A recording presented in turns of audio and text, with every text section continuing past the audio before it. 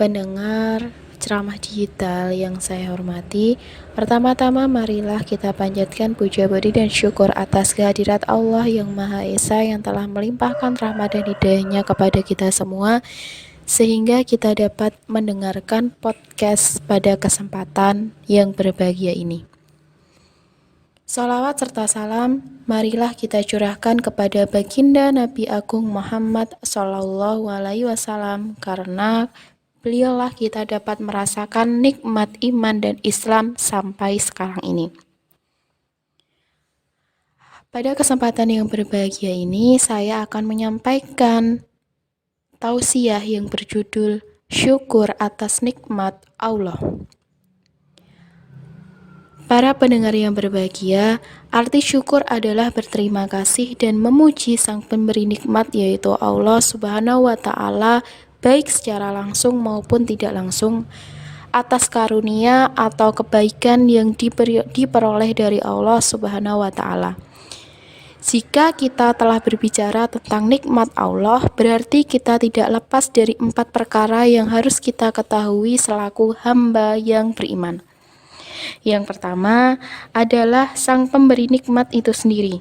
Pemberi nikmat kepada kita semua adalah Allah Subhanahu wa Ta'ala. Dialah yang berkuasa menambah dan mengurangi nikmat yang ada dalam diri setiap insan. Jika Allah yang berkehendak untuk menambahkan, maka tak seorang pun yang dapat menolaknya. Begitu juga sebaliknya. Jika Allah telah berkehendak untuk mencabut nikmat yang ada pada diri manusia, tak seorang pun juga mampu mempertahankannya. Mengapa demikian?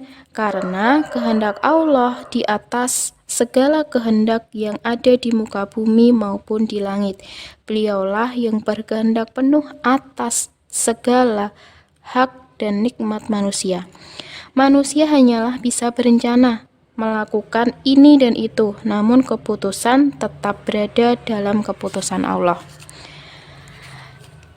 Para pendengar yang berbahagia, yang kedua adalah nikmat yang diberikan oleh Allah Subhanahu wa Ta'ala. Perlu diketahui bahwa di antara berbagai macam nikmat yang diberikan oleh Allah Subhanahu wa Ta'ala, nikmat yang paling sering mendapat perhatian bagi umat muslim adalah nikmat iman, Islam, dan kesehatan. Sehingga jika manusia mau menghitung nikmat Allah yang ada dan yang sampai sekarang ini, niscaya kita tak akan mampu untuk menghitungnya.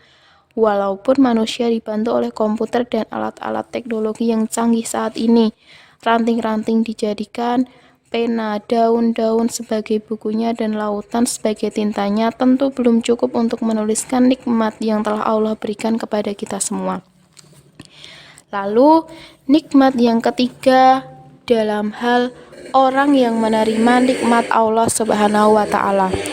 Sikap manusia dalam menerima nikmat Allah Subhanahu wa Ta'ala tidaklah sama. Ada orang yang menerima nikmat Allah ketika dia telah menerima nikmat yang diberikan oleh Allah, lalu dia tidak ingat akan orang yang memberi nikmat. Dan ada pula orang yang ketika diberi kenikmatan oleh Allah, dia ingat akan orang yang memberi nikmat kepadanya, sehingga dia akan mengucap kalimat-kalimat yang baik dan bernilai ibadah di sisi Allah. Nah, orang yang seperti inilah insya Allah akan ditambah kenikmatan oleh Allah, sehingga dalam surat Ibrahim ayat 7 Allah berfirman, "Sungguh jika kamu mensyukuri nikmatku, maka akan aku tambah nikmatku kepadamu," kata Allah.